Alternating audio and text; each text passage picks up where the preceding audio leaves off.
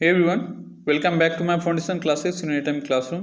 तो गैस अभी चल रहा है हमारा ESI का टेस्ट सीरीज, ठीक है, जिसमें आपके होते हैं 100 क्वेश्चंस और इसमें 70 जीके जीएस के क्वेश्चंस रहते हैं और 30 आपके करंट अफेयर्स के क्वेश्चंस रहते हैं। अब ये बात मुझे इसलिए बताना पड़ रहा है क्योंकि कुछ स्टूडेंट पूछ रहे थे क्या सर ये बिहार SI मेंस के लिए वैलिड है। अब बताओ यार, तुम लोगों को कितना बार मैं बताऊं कि जो भी जीके जीएस का पोर्शन है वो किसी भी एग्ज़ाम के लिए वैलिड है। आप बिहार को तो छोड़ दो, आप एसएससी का भी प्रिपरेशन कर रहे हो, अब बीपीएससी का भी प्रिपरेशन कर रहे हो, बिहार SI और बीएसएससी को तो तुम छोड़ ही दो। सारे एग्ज़ाम्स के लिए वैलिड है। क्वेश्चन इतने भी बुरे नहीं होते हैं और इतने भी हाई लेवल के नहीं हैं जो आपके सिर्फ यूपीएससी एग्ज़ाम में ही पूछे जाए, ठीक है।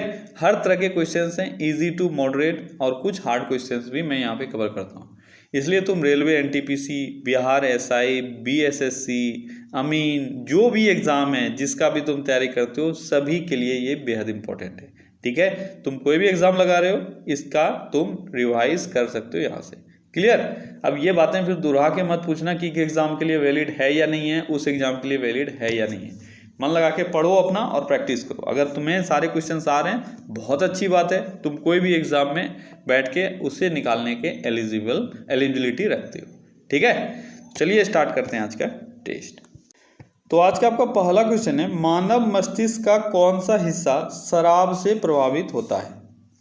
शराब से आपके मस्तिष्क का कौन सा हिस्सा प्रभावित होता है, कौन सा हिस्सा है वो हिस्सा है सेरिबेलम, ठीक है। सेरिबेलम को शराब प्रभावित करता है क्योंकि सेरिबेलम का काम क्या है, सेरिबेलम का काम है आपके बॉडी मूवमेंट को कोऑर्डिनेट करना, यानी बॉडी मूवमेंट का बैलेंस बनाए रखना, ठीक है। इसलिए आप शराबी देखते हो झूम झूम के चलता है, ऐसा नहीं है उसे बहुत मज़ा आ रहा है इसलिए वो झूम झूम के चलता है, उसका सेरिबेलम पे असर हो गया है और उसका जो बॉडी मूवमेंट है उसको ब्रेन कंट्रोल नहीं कर पा रहा है, इसलिए वो बेचारा झूमने लगता है, ठीक है।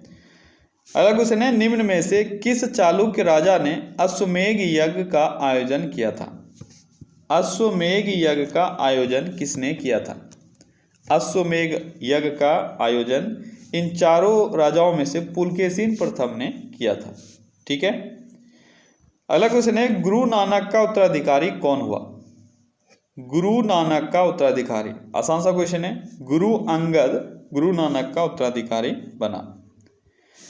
अगला क्वेश्चन है, बृहदेश्वर मंदिर का निर्माण डैश के द्वारा करवाया गया था। बृहदेश्वर मंदिर का निर्माण किसने करवाया था, किसने करवाया था, राजा चोल प्रथम के द्वारा करवाया गया था, ठीक है। और कब कहाँ इसका निर्माण हुआ है, ये तमिलनाडु में है, ठीक है। तमिलनाडु में कहाँ है, तमिलनाडु के तंजौर में है, ठीक है। किस नदी के तट पर है, अगर ये आपसे पूछा जाए तो कावेरी नदी के तट पर, ठीक है। ये भी पूछा जाता है किस नदी के तट पर बृहदेश्वर मंदिर बनवाया गया है, तो कावेरी नदी के तट पर। और किस भगवान को समर्पित है बृहदेश्वर मंदिर, तो शिव भगवान को समर्पित है, ठीक है। अगला क्वेश्चन है, जर्मन सिल्वर किसकी मिश्र धातु है। जर्मन सिल्वर में क्या होता है, तो जर्मन सिल्वर में सबसे पहले सिल्वर तो होता नहीं है, तो चांदी वाला ऑप्शन तो ऐसे ही निकल गया आपका, ठीक है। तो बच क्या गया, जिंक, तांबा और निकल, ठीक है। इस तरह के भी क्वेश्चंस आपके एग्जाम में आते हैं, बस उसी का प्रोटोटाइप मैंने यहाँ पे डाला, ठीक है। आपको नहीं पता है जर्मन सिल्वर में क्या होता है, पर इतना तो पता होगा उसमें सिल्वर नहीं होता है। तो 3 ऑप्शन देखो ऐसे ही निकल गया, तो सही आंसर नहीं पता होने के बावजूद आप आंसर कर सकते हो, बस मैं ये बताना चाहता था, ठीक है। तो इसमें क्या होता है, जिंक, तांबा और निकल। इसमें जिंक जो है वह 60% है, तांबा जो होता है वो 20% होता है, और निकल जो है वह 20% होता है। तो क्या क्या हो गया, तांबा 60%, निकल 20% और जिंक 20%, ठीक है। अगला क्वेश्चन है, बादल उत्पन्न करने और कृत्रिम वर्षा के लिए आमतौर पर प्रयोग किए जाने वाले रसायन कौन से हैं। अब बिना पढ़े तुम उपर्युक्त सभी मार दो, फिर मैं लगा दूंगा एक झापड़, उसके बाद सीख जाओगे तुम लोग। तो देखो, जरूरी नहीं है उपर्युक्त सभी मार के तुम खुश हो जाओ, क्योंकि एग्जाम में ये तीनों नहीं रहेगा, एग्जाम में कोई एक रहेगा। इसको बताने के लिए मैंने यहाँ पे तीनों डाला है, ठीक है। तो सिल्वर आयोडाइड, पोटेशियम आयोडाइड, सूखी बर्फ या ड्राई आइस, ठीक है, या ड्राई कार्बन डाइऑक्साइड, तो ये तीनों चीजें हैं जिसका उपयोग किया जाता है कृत्रिम वर्षा के लिए। अभी तक आपने जनरली जो पढ़ा है वो है सिल्वर आयोडाइड, ठीक है, लेकिन इसके अलावे भी आपके एग्जाम में और आ सकते हैं, वो भी आपको याद रखना है, ठीक है। अगला क्वेश्चन है, भारतीय संविधान का कौन सा अनुच्छेद गरीबों के लिए मुफ्त कानूनी सहायता प्रदान करना का उल्लेख करता है? गरीबों के लिए मुफ्त कानूनी सहायता प्रदान करना, इस चीज का उल्लेख कौन सा अनुच्छेद करता है? कौन सा अनुच्छेद है? वो है अनुच्छेद 39A, ठीक है। अनुच्छेद 39A ये 42वें संविधान संशोधन के साथ जोड़ा गया था और इसमें अनुच्छेद 39 में जो है वह ABC 3 चीजें हैं, ठीक है। उसमें से ए में 3 चीजें हैं, उसी में से एक है मुफ्त कानूनी सहायता, ठीक है। अगला क्वेश्चन है, भारतीय अधिकारियों की शपथ का उल्लेख निम्न में से किस अनुसूची में किया गया है? भारतीय अधिकारियों की शपथ का उल्लेख आपको किस अनुसूची में मिलेगा?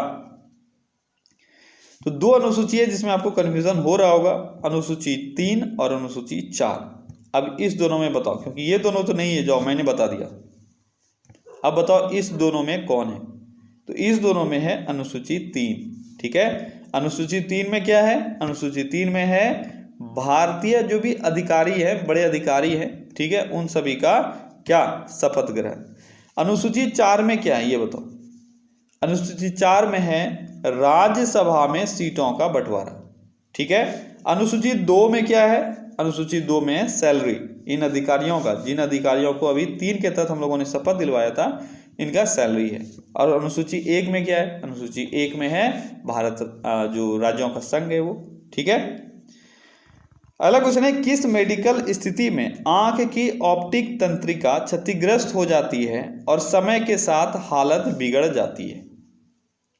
एक मेडिकल सिचुएशन है, ठीक है, जिसमें क्या होता है, आंख की ऑप्टिकल तंत्रिका जो है वह क्षतिग्रस्त हो जाती है, ऑप्टिकल नर्व्स जो है वह क्षतिग्रस्त हो जाती है और टाइम जैसे ही बीतते जाता है हालत और भी बिगड़ता जाता है। वो बीमारी कौन सा है? वह बीमारी है ग्लूकोमा, ठीक है। कौन सा बीमारी है? ग्लूकोमा।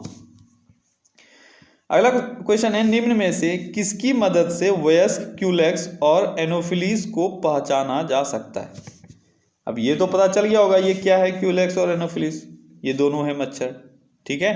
अब ये मच्छर कैसे आप डिफ्रेंशिएट कर सकते हो? वयस्क क्यूलेक्स और एनोफिलीज का पहचान आप कैसे कर सकते हो? तो इनके बैठने की मुद्रा से आप पहचान कर सकते हो। एनोफिलीज मच्छर जो है वह हमेशा एक एंगल पे बैठते हैं, जैसे मान लो ये है सरफेस, ठीक है, और ये है उनका टांग।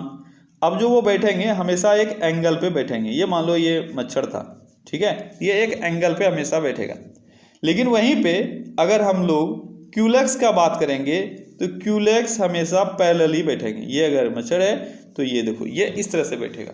तो बैठने की मुद्रा से हम लोग वयस्क क्यूलेक्स और एनोफिलीज को पहचान सकते हैं, ठीक है। अगला क्वेश्चन है, गांधी इरविन समझौते पर हस्ताक्षर कब हुए थे? आसान क्वेश्चन है, 1931 में हुआ था। फंस गया ना? 1931 में कब हुआ था ये आपको बताना है। बहुत तेज बन रहे हो तुम लोग आजकल, जल्दी बताओ कब हुआ था? तो 5 मार्च 1931 को, ये 5 मार्च 1931 को गांधी इरविन समझौता हुआ था। अगला क्वेश्चन है, भारत माता नामक प्रसिद्ध पेंटिंग के चित्रकार कौन थे? भारत माता नामक एक पेंटिंग है, उसका चित्रकार कौन है? कौन है? अभिंद्रनाथ टैगोर, ठीक है। भारत माता नामक पेंटिंग का चित्रकार कौन है? अभिंद्रनाथ टैगोर। अगला क्वेश्चन है, खमीर यानी ईस्ट एक जटिल एंजाइम की क्रिया द्वारा किण्वन करता है, यानी कॉम्प्लेक्स एंजाइम। ये जटिल एंजाइम जो है कॉम्प्लेक्स एंजाइम के द्वारा क्रिया अपना किण्वन प्रोसेस करता है, फर्मेंटेशन करता है। इसका नाम क्या है? आपको उस कॉम्प्लेक्स एंजाइम का नाम बताना है। क्या नाम है उसका? उसका नाम है जाइमेज। क्या नाम है? जाइमेज, ठीक है। अगला क्वेश्चन है, बरपिंड किसमें पाया जाता है? बरपिंड किसमें पाया जाता है? किसमें पाया जाता है बरपिंड? ये एसएससी एग्जाम का अगर मैं बात करूं तो एसएससी एग्जाम में अभी तक ये 7 से 8 बार पूछा जा चुका है। बरपिंड किसमें पाया जाता है? कोई चेंजेस नहीं रहता क्वेश्चन में, यही क्वेश्चन रहता है। ये मादा कायिक कोशिका में, ठीक है, मादा कायिक कोशिका में या फीमेल सोमैटिक सेल में बरपिंड पाया जाता है। अगला क्वेश्चन है, डार्विन फिंचेस डैश के समूह को संदर्भित करता है? डार्विन फिंचेस किस चीज से रिलेटेड है? बस आप यही बता दो, किस चीज से रिलेटेड है? पक्षियों से रिलेटेड है, ठीक है। अगला क्वेश्चन क्या है? अगला क्वेश्चन है, निम्नलिखित में से कौन सा रोग वायरस के कारण होता है? इन चारों में से एक ऐसा रोग है जो वायरस के कारण होता है, वो वायरस के कारण होने वाला रोग कौन सा, ये आपको बताना है। तो यह है पोलियो, ठीक है। पोलियो किसके कारण होता है? ये वायरस के कारण होता है। अगला क्वेश्चन है, कौन सा जानवर नमक के भारी सेवन के बावजूद उच्च रक्तचाप विकसित नहीं करता है? यहां से एक आपके लिए सीखने वाली चीज है, अगर आप नमक ज्यादा खाते हो तो आपको एक चीज का डर हमेशा बना रहेगा, वह है हाई ब्लड प्रेशर, ठीक है। इसीलिए जिसको जो भी आपके घर में अगर कोई हो या पड़ोस में कोई हो, आप देखना, उनसे पूछना, जो भी बीपी पेशेंट है, जो भी बूढ़े लोग हैं जिनको बीपी जिनका हाई हो गया है, उनको नमक कम खाने बोला जाता है, ठीक है। ये डे टू डे लाइफ से भी रिलेटेड है। तो नमक के भारी सेवन के बावजूद एक ऐसा जानवर है जिसमें हाई ब्लड प्रेशर नहीं विकसित होता है, वो है ऊंट। ऊंट, ठीक है, ये बहुत अधिक नमक खाता है लेकिन इसमें हाई ब्लड प्रेशर नहीं होता है। अगला क्वेश्चन है, कुत्ते के काटने से रेबीज हो सकता है? निम्न में से कौन सा अन्य जानवरों के काटने से रेबीज बन सकता है? ये आप बताओ। कुत्ते के काटने से रेबीज तो होता है, लेकिन इसके अलावे अगर आपको चमगादड़ भी काट ले तो भी रेबीज हो सकता है। अगर आपको लोमड़ी, फॉक्स, ठीक है, ये भी काट ले तो भी रेबीज हो सकता है, ठीक है। अगला क्वेश्चन है, उस रसायन का नाम बताएं जो आम को पकाने में काम आता है? गैस आपको पता है, एसिटिलीन गैस, नेचुरली पकाना है तो एथिलीन गैस, लेकिन आपको उस चीज का नाम बताना है जिससे वो गैस प्रोड्यूस होता है। क्या है वो है कैल्शियम कार्बाइड। तो कैल्शियम कार्बाइड पे जब कैल्शियम कार्बाइड जब मॉइस्चर के कांटेक्ट में आता है, ठीक है, ये इस तरह से आपका मिलेगा, मार्केट में मिलता है। जब ये मॉइस्चर के कांटेक्ट में आता है तब ये गैस प्रोड्यूस करता है, एसिटिलीन गैस, और इसी के कारण आपका आम पक जाता है और फिर आप टूट पड़ते हो आम पे। अगला क्वेश्चन है, बेंजीन किसका पॉलीमर है? बेंजीन किसका पॉलीमर है? तो बेंजीन एसिटिलीन का पॉलीमर है। किसका है? एसिटिलीन का। बेंजीन का फॉर्मूला भी आपसे पूछ लिया जाता है, क्या होता है? C6H6। इजी है इसलिए आपसे पूछा जाता है, ठीक है। अगला क्वेश्चन है, डाइफ्लोरोमीथेन का रासायनिक नाम क्या है? डाइफ्लोरोमीथेन, इसका रासायनिक नाम क्या है? क्या है इसका रासायनिक नाम? इसका रासायनिक नाम है फ्रेयॉन, ठीक है। अगला क्वेश्चन है, गैस फ्लेम यानी गैस का जो ज्वाला होता है, ठीक है, ये कहीं पे भी आप गैस जलाते हो, गैस फ्लेम, इसमें सबसे गर्म भाग कौन सा होता है?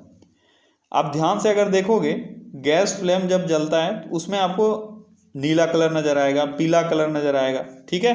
तो आपको वही बताना है इसमें सबसे गर्म हिस्सा कौन सा होता है? सबसे गर्म हिस्सा कौन सा होता है? सबसे गर्म हिस्सा होता है नॉन ल्यूमिनस जोन, ठीक है, नॉन ल्यूमिनस जोन, यानी जहां पे आपको बीच वाला जो एक सेंटर दिखेगा उस जगह आपको खाली दिखेगा, उसके बाद आपको नीला दिखेगा, उसके बाद आपको पीला दिखेगा। तो सबसे अधिक गर्म बीच वाला हिस्सा ये होता है जहां पे आपको नहीं दिखता है कोई भी लाइट, ठीक है, इसी को बोलते हैं नॉन ल्यूमिनस जोन, और ये सबसे अधिक गर्म होता है। अगला क्वेश्चन है, क्षार धातुओं का गुण क्या है? क्षार धातुओं का गुण क्या है? क्षार धातुओं का गुण, जल्दी से ऑप्शन पढ़ो चारों और बताओ। यानी बेसिक जो भी मेटल है उनका गुण क्या होता है? तो बेसिक मेटल जो भी है वो सभी इलेक्ट्रॉन्स को आसानी से छोड़ देते हैं, ठीक है, इसलिए उनको हम लोग क्या बोल सकते हो आप? कमजोर आप मेटल बोल सकते हो, ठीक है, वो इलेक्ट्रॉन्स को आसानी से छोड़ देते हैं। अगला क्वेश्चन है, प्रत्येक वर्ष निम्न में से किस तारीख को विश्व शिक्षक दिवस मनाया जाता है? आंख बंद करो और आंसर मार दो, 5 सितंबर कोई दिक्कत नहीं है, आपका आंसर सही होगा, लेकिन आपके ख्यालों में, एग्जाम में नहीं। एग्जाम में 5 अक्टूबर सही होगा, क्योंकि आपने ध्यान नहीं दिया विश्व शिक्षक दिवस पर। ठीक है, अगला क्वेश्चन है, चंदेलों द्वारा निर्मित खजुराहो मंदिर डैश को समर्पित है। खजुराहो मंदिर किस भगवान को समर्पित है? अब शिव भगवान ये सभी जान रहे हो, तो क्या मैं नहीं जान रहा हूं जो मैं तुमसे पूछूंगा? पागल थोड़ी ना, मैं भी थोड़ा दिमाग वाला हूं, इसलिए मैंने शिव से रिलेटेड यहाँ पे दो ऑप्शन डाला है, शिव पार्वती और विष्णु शिव। अब बताओ, चंदेलों द्वारा निर्मित खजुराहो मंदिर किसको समर्पित है? ये विष्णु और शिव को समर्पित है। ठीक है, अगला क्वेश्चन है, निम्नलिखित दिए गए विकल्पों को मिलाएं। अच्छा, आपको दिया हुआ विकल्प आपको मैच करना है।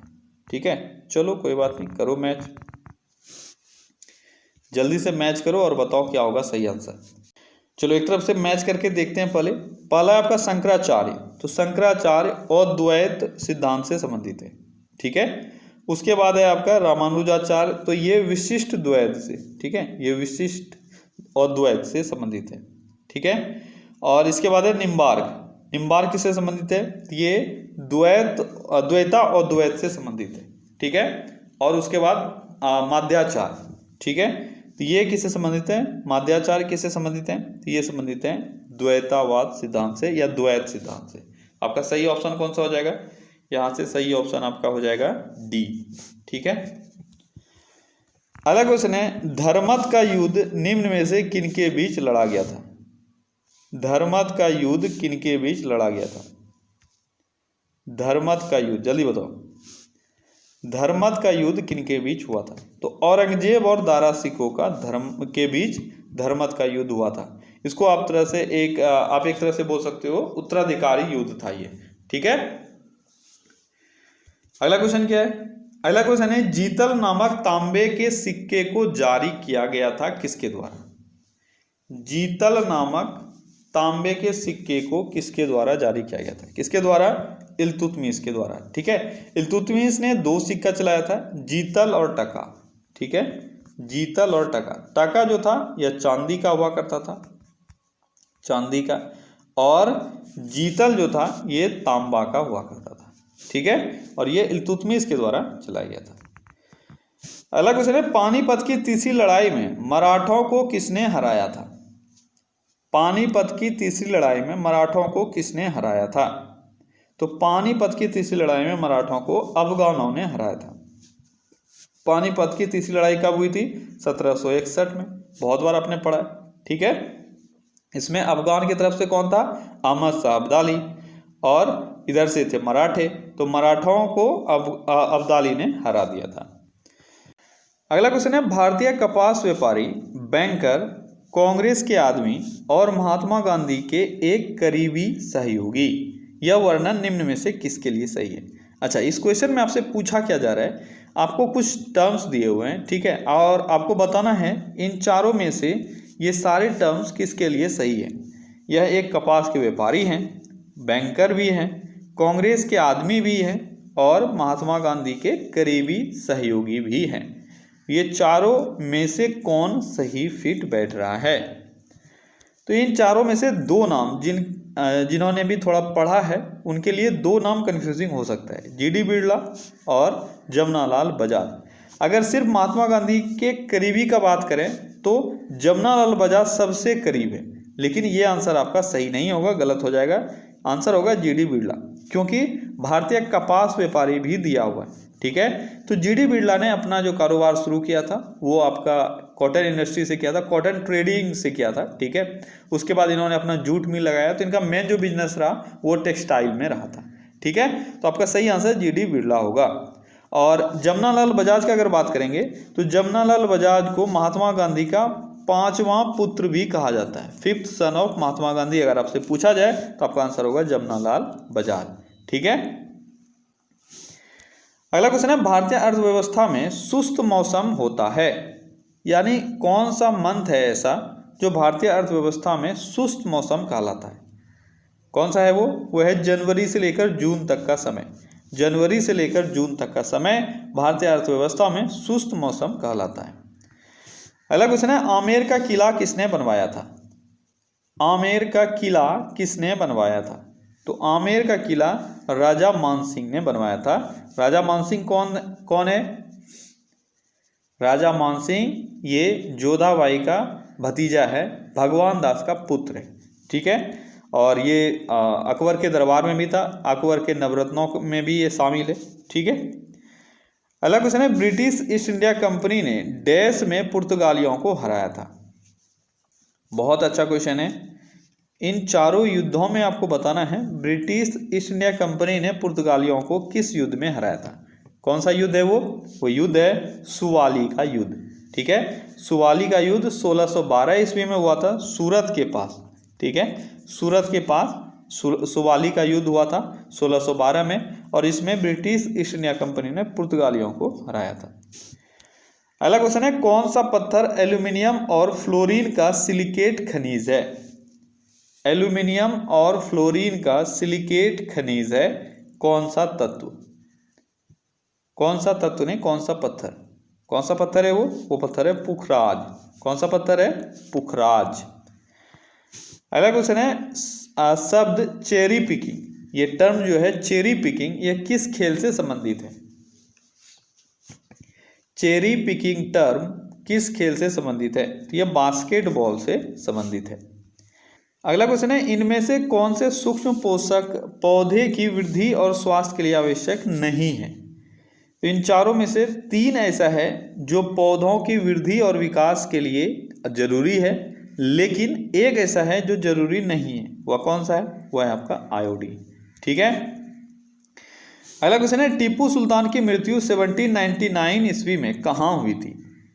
टीपू सुल्तान की मृत्यु 1799 में हुई, आपको बताना है कहाँ हुई थी। कहाँ हुई थी? ये तो आसान सा क्वेश्चन है, श्रीरंगपट्टनम में इनकी मृत्यु हुई थी। अगला क्वेश्चन है, ठगी प्रथा के उन्मूलन से संबंध गवर्नर जनरल कौन थे? ठगी प्रथा को किसने समाप्त किया? तो ठगी प्रथा को किसने समाप्त किया था? विलियम बेंटिक ने। विलियम बेंटिक से 2 चीजें आपको याद रखना है कि इन्होंने 1829 में सती प्रथा का अंत किया था राजा राम मोहन रॉय के मदद से। 1830 में इन्होंने ठगी प्रथा का अंत किया था, किसके मदद से? तो सलीमन के मदद से, ठीक है। ये 2 चीजें हैं जो आपसे एग्जाम में पूछे जाते हैं। अगला क्वेश्चन है, प्रशासनिक अव्यवस्था यानी कुशासन के आधार पर डलहौजी ने किस राज्य को ब्रिटिश साम्राज्य में मिलाया था?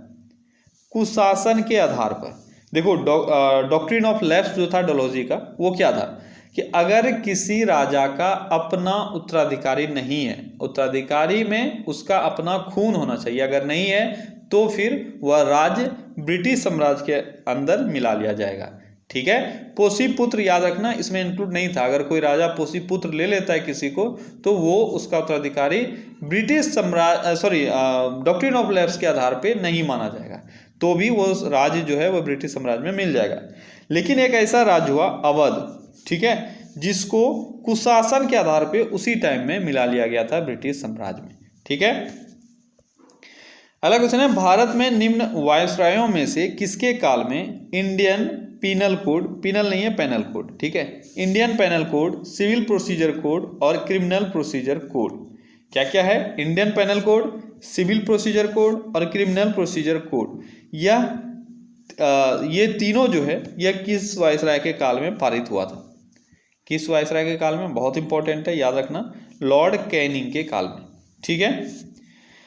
अगला क्वेश्चन है, प्लासी के युद्ध में केवल कुछ सरदारों ने ही सिराजुद्दौला का साथ दिया, वे सरदार निम्न में से कौन थे?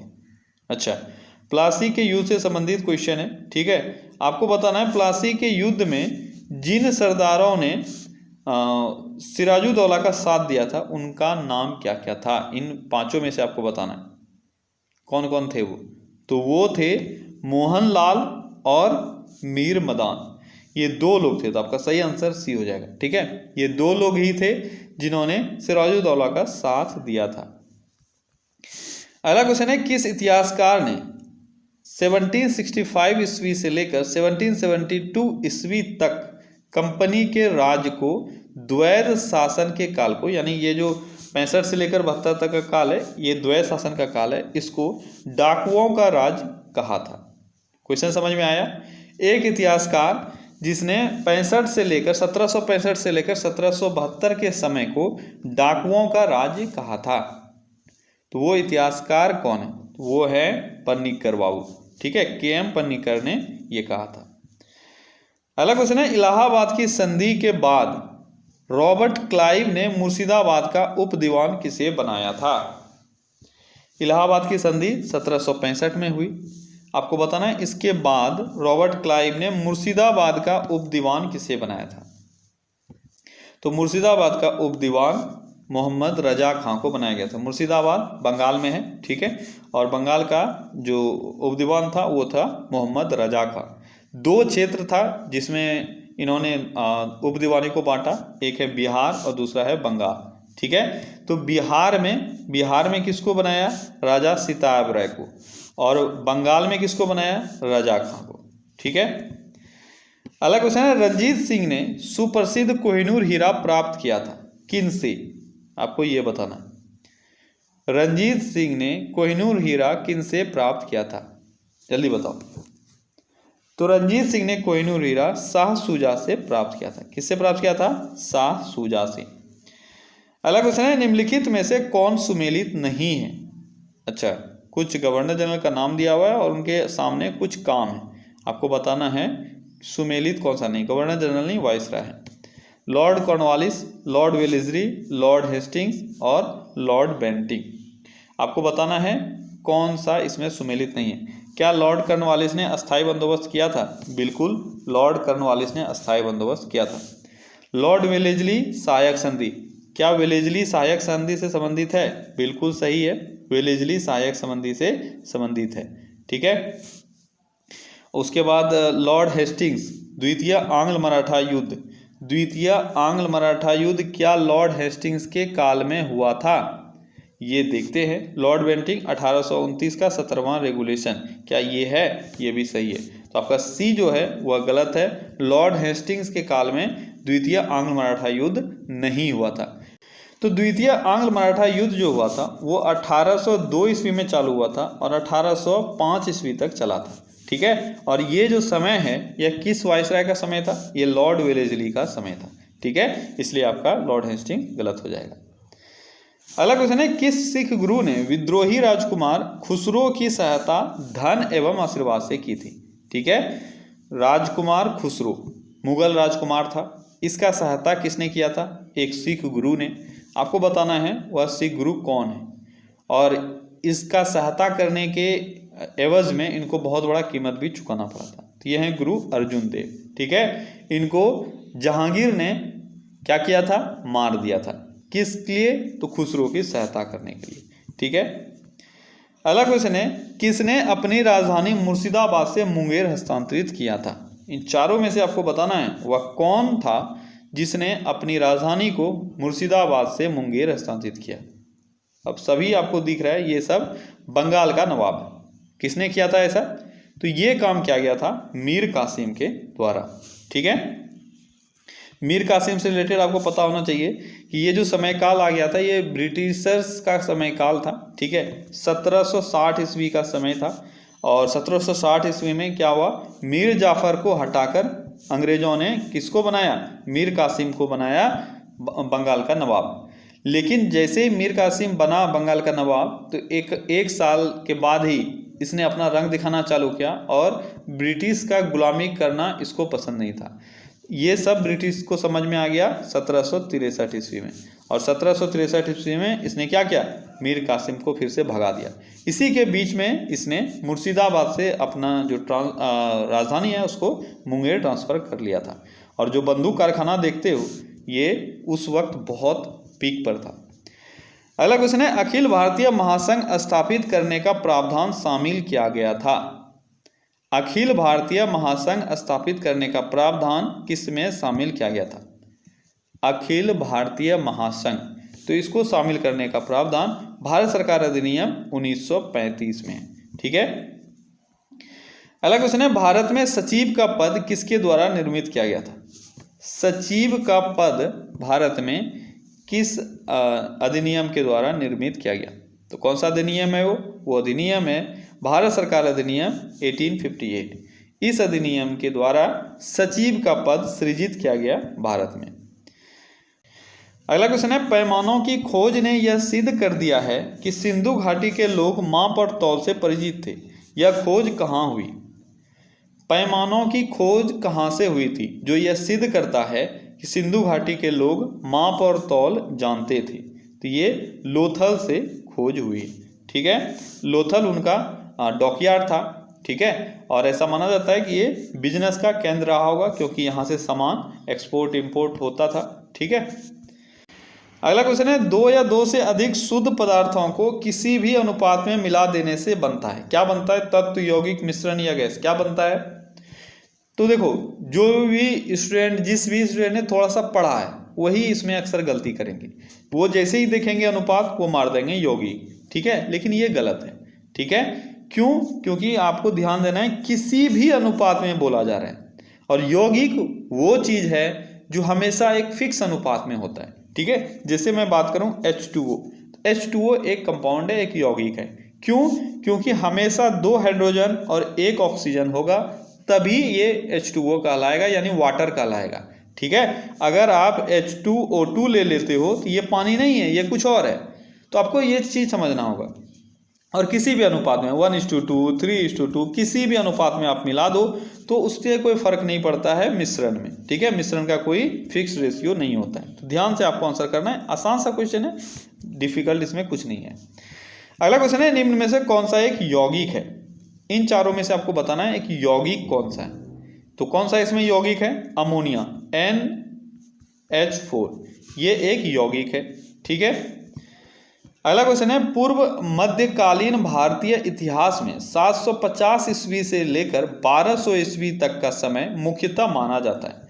यह उत्तर भारत के संदर्भ में बात किया जा रहा है। ठीक है, 750 ईस्वी से लेकर 1200 ईस्वी तक का समय मुख्यतः कैसा समय काल माना गया है? किसका समय काल है? वो राजपूत काल के रूप में माना गया है। अगला क्वेश्चन है, हिंदू विधि पर एक पुस्तक है मिताक्षरा। आपको बताना है यह किसने लिखा है। मिताक्षरा पुस्तक किसने लिखा है? तो मिताक्षरा पुस्तक विघ्नेश्वर ने लिखा है, जो हिंदू विधि पर आधारित है। अगला क्वेश्चन है, रानी पद्मिनी का नाम अलाउद्दीन खिलजी की चित्तौड़ विजय से जोड़ा जाता है। उसके पति का नाम क्या था? अब मूवी देखने के बाद तो ये सब आपके लिए आसान हो गया होगा। अलाउद्दीन खिलजी से रानी पद्मिनी का नाम जुड़ता है और ये राणा रतन सिंह की वाइफ थी। ठीक है, अगला क्वेश्चन है, भारत की प्रादेशिक जल सीमा यानी टेरिटोरियल वाटर जो बाउंड्री है, ठीक है, समुद्र तट से कितनी समुद्री मील की दूरी तक है? ये एक बार मैंने आपको एक्सप्लेन किया हुआ है बहुत पहले। जल्दी बताओ क्या होगा सही आंसर? सही आंसर होगा 12 नॉटिकल मील। यहां से ध्यान से आपको याद रखना है, अगर टेरिटोरियल वाटर बाउंड्री पूछा जाए तो आपका आंसर होगा 12 नॉटिकल मील। लेकिन 12 नॉटिकल मील, 24 नॉटिकल मील, 200 नॉटिकल मील, ये तीनों आंसर है। अब तीनों अलग अलग तरह से क्वेश्चन आपसे पूछा जाएगा।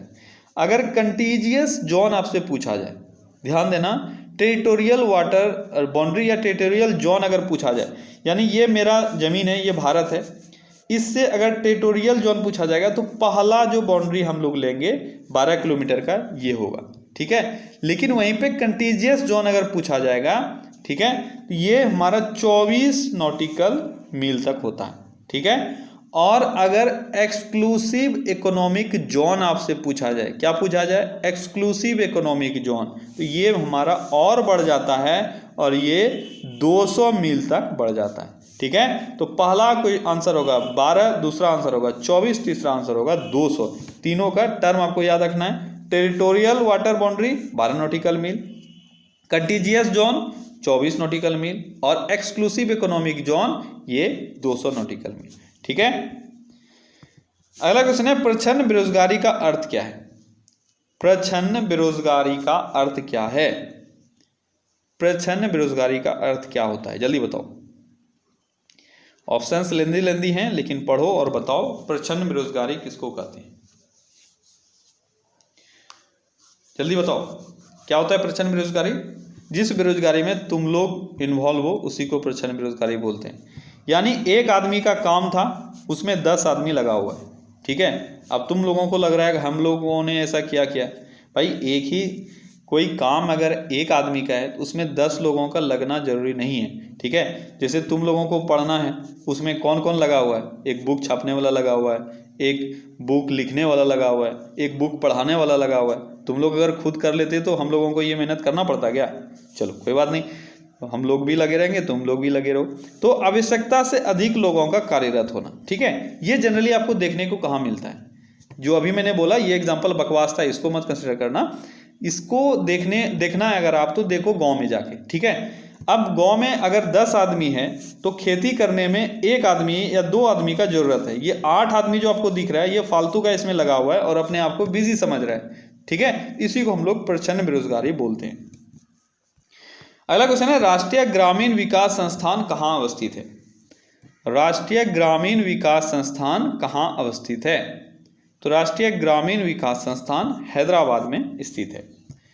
अगला क्वेश्चन है, जीव विज्ञान शब्द का प्रयोग सबसे पहले किसने किया था? जीव विज्ञान शब्द का बात किया जा रहा है, ठीक है। इसका प्रयोग सबसे पहले किसने किया था? लेमार्क और ट्रेविनस ने।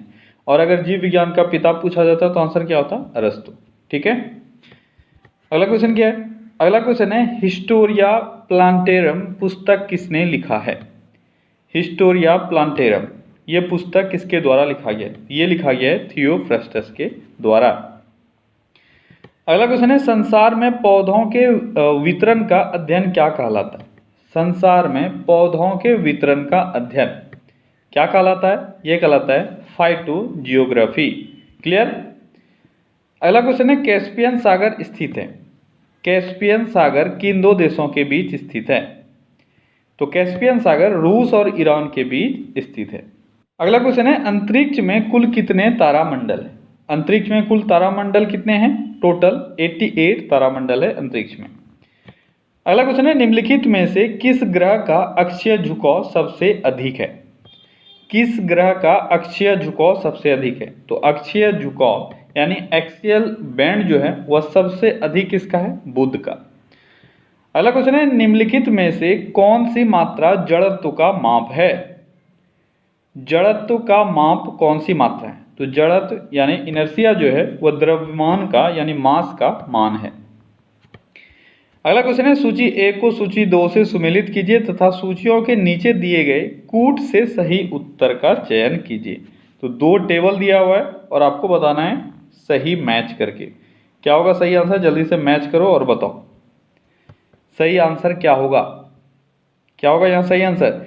एक तरफ आपको दिख रहा है उच्च वेग, तरंग दैर्घ्य, दाब और ऊर्जा। दूसरी तरफ दिख रहा है मैक, एंगस्ट्रॉम, पास्कल और जूल। किससे कौन संबंधित है ये आपको बताना है। चलो सबसे पहले देखते हैं उच्च वेग। उच्च वेग किससे संबंधित है? किससे संबंधित है? तो मैक संख्या आप जानते हो, एरोप्लेन का स्पीड मापने जो मेजर करते हैं हम लोग वो मैक संख्या से रिप्रेजेंट करते हैं। तो उच्च वेग मैक हो गया। तरंग दैर्घ्य को एंगस्ट्रॉम में मापते हैं, दाब को पास्कल में मापते हैं और ऊर्जा को जूल में मापते हैं। तो आपका सही आंसर क्या हो जाएगा? सी यहाँ से, ठीक है। अगला क्वेश्चन है, किसी वस्तु का ताप किसका सूचक है? किसी वस्तु का ताप किस चीज का सूचक होता है? किसका सूचक होता है? उसके अणुओं के औसत गतिज ऊर्जा का सूचक होता है उसका ताप। अगला क्वेश्चन है, किस वैज्ञानिक ने सर्वप्रथम बर्फ के 2 टुकड़ों को आपस में घिसकर पिघला दिया था? उस वैज्ञानिक का नाम आपको बताना है। कौन थे वो थे डेवी, जिसने सबसे पहले बर्फ के 2 टुकड़ों को आपस में घिसकर पिघला दिया था। अगला क्वेश्चन है, निम्न में से कौन सही है? यहाँ पे आपको दिख रहा है एक साइड F, दूसरे साइड दिख रहा है C, यानी फ़ारेनहाइट और सेल्सियस के बीच में रिलेशन क्या होता है? बहुत पहले आपने पढ़ा होगा, जल्दी से बताओ क्या है सही आंसर अगर याद आ रहा है आपको तो क्या होता था फॉर्मूला? F-32/9 = C/5, ठीक है। फ़ारेनहाइट से सेल्सियस में बदलना हो या सेल्सियस से फ़ारेनहाइट में बदलना हो तो ये फॉर्मूला हम लोग इस्तेमाल करते हैं। तो आपका सही आंसर है बी। क्लियर। अगला क्वेश्चन है, भारत की विदेश सचिव कौन है? तो भारत के अभी वर्तमान में विदेश सचिव कौन है? ये हैं हर्षवर्धन श्रृंगला, ठीक है। अगला क्वेश्चन है, 71वें गणतंत्र दिवस की परेड में किस राज्य की झांकी को प्रथम पुरस्कार मिला? तो इस बार किस राज्य की झांकी को प्रथम पुरस्कार मिला था? ये मिला असम के झांकी को। अगला क्वेश्चन है, किस राज्य की सोहराई और कोहबर कला को भौगोलिक सांकेतक टैग यानी जीआई टैग मिला है? सोहराई और कोहबर को कहाँ का जीआई टैग प्रदान किया गया है? तो इन दोनों को झारखंड का जीआई टैग प्रदान किया गया है। अगला क्वेश्चन है, बगदाद में हुए अमेरिकी हवाई हमले में ईरान के एक जनरल की मौत हुई, इनका नाम क्या था? बहुत ही चर्चे में रहा, क्या नाम था? इनका नाम था सुलेमानी यानी कासिम सुलेमानी। अगला क्वेश्चन है, निम्न में से किसे प्रथम वेंकैया नायडू राष्ट्रीय पुरस्कार से सम्मानित किया गया? प्रथम वेंकैया नायडू राष्ट्रीय पुरस्कार से किसको सम्मानित किया गया? किसको किया गया? तो दो लोगों को किया गया था, डॉक्टर जी मुनिरत्नम और एम एस स्वामीनाथन, इन दोनों को किया गया था। ठीक है। अगला क्वेश्चन है, असम राइफल्स ने किस पूर्वोत्तर राज्य में एक युद्ध स्मारक का निर्माण किया है? तो पूर्वोत्तर राज्य में असम राइफल्स के द्वारा एक युद्ध स्मारक का निर्माण किया गया। मैंने पहले बताया ये राज्य कौन सा है? ये राज्य है नागालैंड। ठीक है, नागालैंड में इसका निर्माण किया गया है। क्लियर। अगला क्वेश्चन है, निम्न में से किस शहर में बायो एशिया 2020 सम्मेलन आयोजित किया गया? बायो एशिया 2020 सम्मेलन कहाँ आयोजित किया गया? कहाँ किया गया था? ये किया गया था हैदराबाद में, बायो एशिया 2020 सम्मेलन। ठीक है। अगला क्वेश्चन है, भारतीय मूल के किस व्यक्ति को ब्रिटेन के नए वित्त मंत्री के रूप में नियुक्त किया गया है? भारतीय मूल के वो व्यक्ति हैं, ब्रिटेन के वित्त मंत्री के रूप में नियुक्त हुए हैं। क्या नाम है उनका? उनका नाम है ऋषि सुनक। अगला क्वेश्चन है, 2022 में राष्ट्रमंडल निशानेबाजी और तीरंदाजी चैंपियनशिप की मेजबानी कौन सा देश करेगा? 2022 में आयोजित होना है राष्ट्रमंडल निशानेबाजी और तीरंदाजी चैंपियनशिप, इसका मेजबान कौन सा देश होगा? तो इसका मेजबान होगा भारत। अगला क्वेश्चन है, किस राज्य सरकार ने नशीली दवाओं के नियंत्रण के लिए योधावु ऐप लॉन्च किया है? योधावु ऐप इंपॉर्टेंट है, याद रखना। योधावु ऐप किस लिए लॉन्च किया गया है? नशीली दवाओं के नियंत्रण के लिए। आपको बताना है किस राज्य ने इसको लॉन्च किया है। किस राज्य ने? तो केरल ने इसको लॉन्च किया है। अगला क्वेश्चन है, वाहनों के लिए एकीकृत पंजीकरण कार्ड लॉन्च करने वाला देश का पहला राज्य कौन सा है? जिसने वाहनों के लिए एकीकृत यानी इंटीग्रेटेड पंजीकरण कार्ड लॉन्च किया है, कौन सा वो राज्य है? वो राज्य है मध्य प्रदेश। अगला क्वेश्चन है, बाफ्टा पुरस्कार 2020 में किस फिल्म को सर्वश्रेष्ठ फिल्म का पुरस्कार दिया गया? बाफ्टा 2020 में सर्वश्रेष्ठ फिल्म कौन सा है? ये है 1917।